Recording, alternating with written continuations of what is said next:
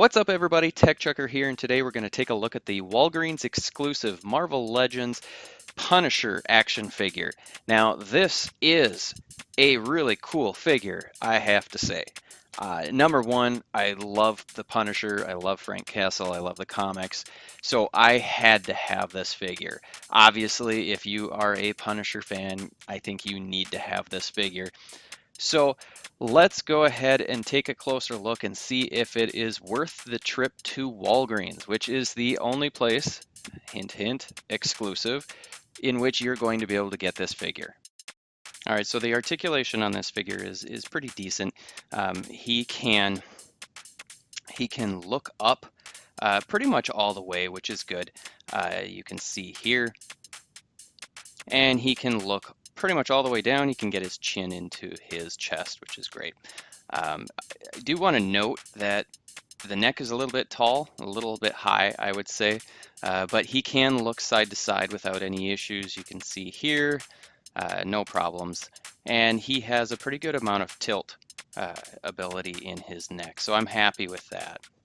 Moving into the shoulders, he's got a ball joint, ball peg in his shoulders, and he can barely move his shoulders out.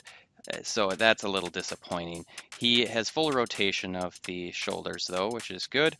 And then he's got an upper bicep joint, which works well. And then double jointed elbows, if I can get this to go. And that works very, very well. I'm happy with that, over 90-degree bend. Moving into the wrist, there's a peg joint and a hinge joint, and he can curl forward a decent amount, not a huge amount, but decent, and then he can curl it forward or back, I guess, pretty well as also. Moving into the torso, he's got an upper torso hinge joint, which he can actually move forward, I believe, yeah, just one click, but that's actually pretty good. I'm happy with that. And then the backwards motion, he can move it about 2 clicks, which actually I guess that'd be 1 click because I brought it back 2 straight, but I'm happy with that. It's very good. Waist rotation is a little bit difficult to do until you get it to kind of pop that belt over, but it works very well. He's got T-jointed ball joints in the hips, and he can do pretty decent splits, better than some of the female characters. And he can kick forward really well for a figure his size. I'm very happy with that. He can also kick back about this much, which isn't very much, but it's good enough, I would say. There is an upper thigh cut, works well, no issues there. Double jointed knees, he's able to bend pretty much in half, which is great. And then there is kind of a mid-shin cut, which I'm not a big fan of, but the ankles, he can move his feet back and forward just a little bit. And then there is an ankle rocker, which works very well. So overall, I'm very pleased with the articulation on this figure. Nothing too surprising, but also nothing too disappointing either. So very happy there. Alrighty, so we've seen this sculpt before quite a bit, I believe, but the head sculpt here is actually really nice. I like the way that they sculpted in the headband. It is a little bit cheesy looking to a certain degree, but I like it. I like the hair. I like it how the hair kind of comes over the headband. I like the grimace on his face. The details are really nice. I like the harness and the belt and the pouches. Those are really, really nice. The one gripe that I do have is he doesn't have any trigger fingers. And if this is Punisher, he's going to have weapons, and he's going to have weapons in his hand. So, but like I said, the harness is really nice. The belts are really nice looking. They did a great job with that. So overall, I'm super happy with the sculpt. Even if there are reused pieces, you know, the body mold it's definitely the right choice. So I'm happy here. So there's nothing groundbreaking in terms of paint on this figure, but there are some surprises. And but we'll start with the head. Hasbro did a good job with the eyes, which a lot of the times is a bit of a struggle for them.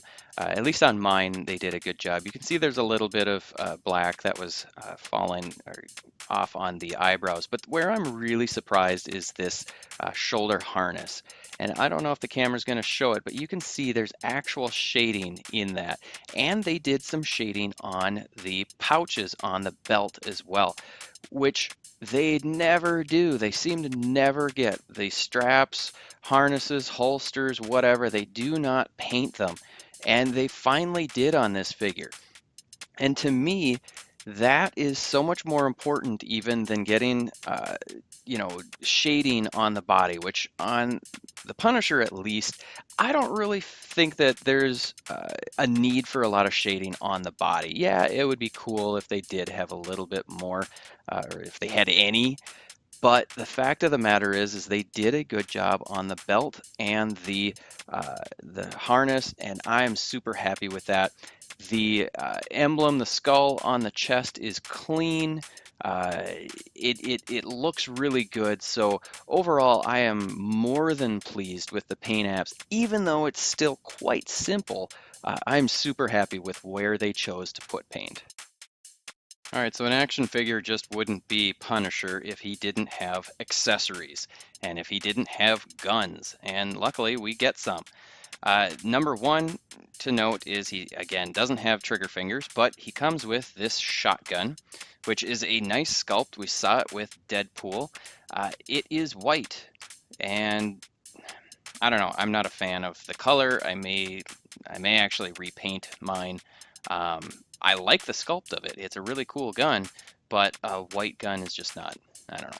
But he comes with this other rifle, which is really cool. I really like this gun. If I can get it to focus here. There's a lot of really good detail work on this gun. They did a really nice job. I don't know if we've seen this gun before or not. I haven't in my collection, but I've got a fairly small collection. But you can see they did a nice job with the paint or the color scheme of the green and the black. Like I said, the sculpt work is really, really cool. And then he comes with this bazooka, which we also saw with the Deadpool, but they actually added some paint to it. So you can see that the scope is black, there's a little bit of yellow, and they just did a really nice job with this. I really like the sculpt. The one thing in the package, it kind of warps. So you could see that there was a little bit of a bend in there. And just like on Deadpool, it pegs in the back so he can actually carry it. And that's really cool. So definitely better than what we got with Deadpool because there's paint. Now he does come with an alternate head. He comes with a non-bandanaed head with some kind of stubble on the face. Let's see if I can get that to focus. There we go. So he's got a stubbly unshaved 5 o'clock shadow. I don't know why the hair curl all of a sudden goes to the left this time. I like this head sculpt. I kind of like the headband one a little bit better. But overall, I'm happy with the accessories. I do think that he should have come with, a knife or something more, and then a holster or a sheath for that knife. But I'm pretty happy with what we got. Okay, so overall, this figure really isn't that unique in terms of sculpt and paint and whatnot, but because it's such an iconic figure in the Punisher, it definitely is a must-have. Normally, I will not buy a Marvel Legends figure if it doesn't come with a BAF Build-A-Figure part, and Punisher does not come with one. He's a Walgreens exclusive, as I already noted, but because I love this character so much, I had to get it. So I definitely recommend you go get it. I don't have any of the previous Punisher figures to really be able to compare, but I would say it's a really, really good figure, and it comes with some decent accessories. So I hope this review has been helpful. Make sure you hit subscribe, and I will see you later. Tetris Brain Blast.